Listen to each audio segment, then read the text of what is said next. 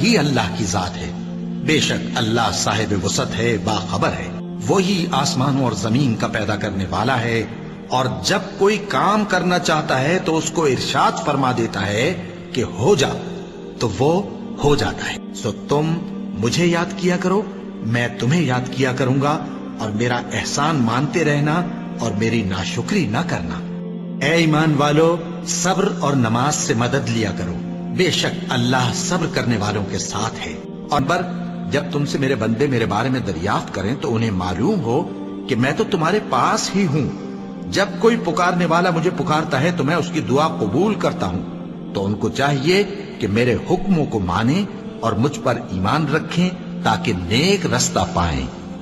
اس وقت تم میں سے دو جماعتوں نے جی چھوڑ دینا چاہا، مگر اللہ ان کا مددگار تھا، اور مومنوں کو تو اللہ ہی پر بھروسہ کرنا چاہیے۔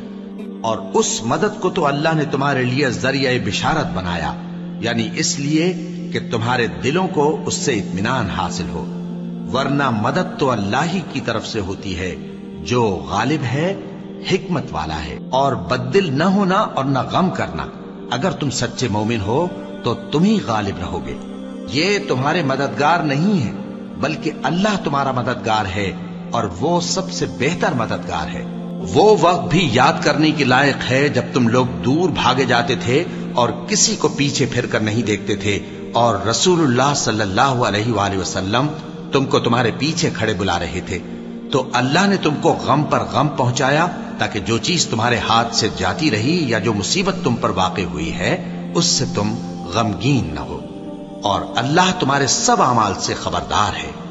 پھر اللہ نے اس پریشانی کے بعد تم پر تسلی نازل فرمائی، یعنی نیند، کہ تم میں سے ایک جماعت پر طاری ہو گئی، اور کچھ لوگ جن کو جان کے لالے پڑ رہے تھے اللہ کے بارے میں ناحق ایام کفر کے سے گمان کرتے تھے، اور کہتے تھے بھلا ہمارے اختیار کی کچھ بات ہے؟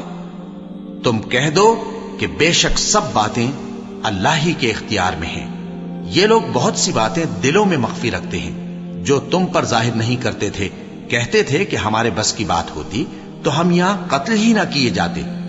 کہہ دو کہ اگر تم اپنے گھروں میں بھی ہوتے تو جن کی تقدیر میں مارا جانا لکھا تھا وہ اپنی اپنی قتل گاہوں کی طرف ضرور نکل آتے۔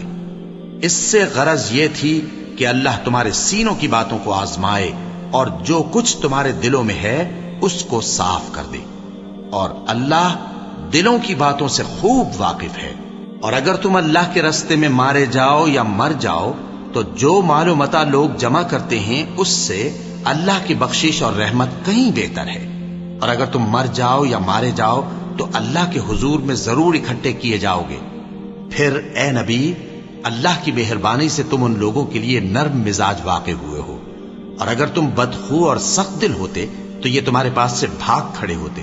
سو ان کو معاف کر دو اور ان کے لیے اللہ سے مغفرت مانگو، اور اپنے کاموں میں ان سے مشورت لیا کرو، اور جب کسی کام کا پختہ ارادہ کر لو تو اللہ پر بھروسہ رکھو، بے شک اللہ بھروسہ رکھنے والوں کو دوست رکھتا ہے۔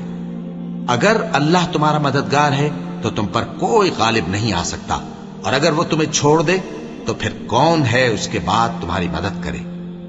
اور مومنوں کو تو چاہیے کہ اللہ ہی پر بھروسہ رکھیں، اور اللہ کے انعامات اور فضل سے خوش ہو رہے ہیں، اور اس سے کہ اللہ مومنوں کا اجر ضائع نہیں کرتا، جنہوں نے باوجود زخم کھانے کے اللہ اور رسول کے حکم کو قبول کیا۔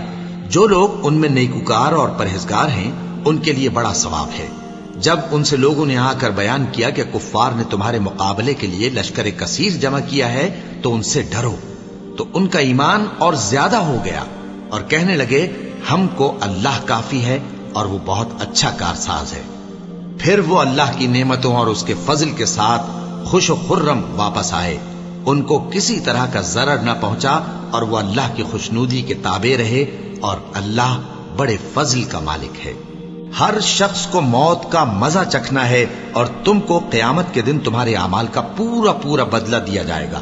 تو جو شخص دوزخ سے دور رکھا گیا اور بہشت میں داخل کیا گیا وہ مراد کو پہنچ گیا، اور دنیا کی زندگی تو دھوکے کا سامان ہے۔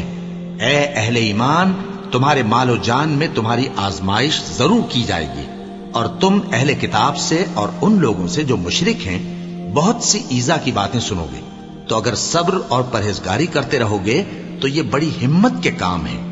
بے شک آسمانوں اور زمین کی پیدائش اور رات اور دن کے بدل بدل کر آنے جانے میں عقل والوں کے لیے نشانیاں ہیں، جو کھڑے اور بیٹھے اور لیٹے ہر حال میں اللہ کو یاد کرتے اور آسمان اور زمین کی پیدائش میں غور کرتے اور کہتے ہیں کہ اے پروردگار، تو نے اس کائنات کو بے فائدہ نہیں پیدا کیا، تو پاک ہے، تو قیامت کے دن ہمیں دوزخ کے عذاب سے بچائیو۔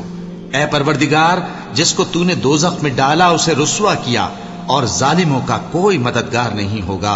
اے پروردگار، ہم نے ایک پکارنے والے کو سنا کہ ایمان کے لیے پکار رہا تھا کہ اپنے پروردگار پر ایمان لاؤ، تو ہم ایمان لے آئے۔ سو اے پروردگار، ہمارے گناہ معاف فرما اور ہماری برائیوں کو ہم سے دور کر دے اور ہم کو دنیا سے نیک بندوں کے ساتھ اٹھائیو۔ اے پروردگار، تو نے جن جن چیزوں کے ہم سے اپنے پیغمبروں کے واسطے سے وعدے کیے ہیں وہ ہمیں عطا فرما اور قیامت کے دن ہمیں رسوا نہ کیجیو۔ کچھ شک نہیں کہ تو خلاف وعدہ نہیں کرے گا۔ تو ان کے پروردگار نے ان کی دعا قبول کر لی اور فرمایا کہ میں کسی عمل کرنے والے کے عمل کو مرد ہو یا عورت ضائع نہیں کرتا، تم ایک دوسرے کے ہم جنس ہو۔ تو جو لوگ میرے لیے وطن چھوڑ گئے اور اپنے گھروں سے نکالے گئے اور ستائے گئے اور لڑے اور قتل کیے گئے، میں ان کے گناہ دور کر دوں گا اور ان کو بہشتوں میں داخل کروں گا جن کے نیچے نہریں بہ رہی ہیں۔ یہ اللہ کے ہاں سے بدلہ ہے اور اللہ کے ہاں اچھا بدلہ ہے۔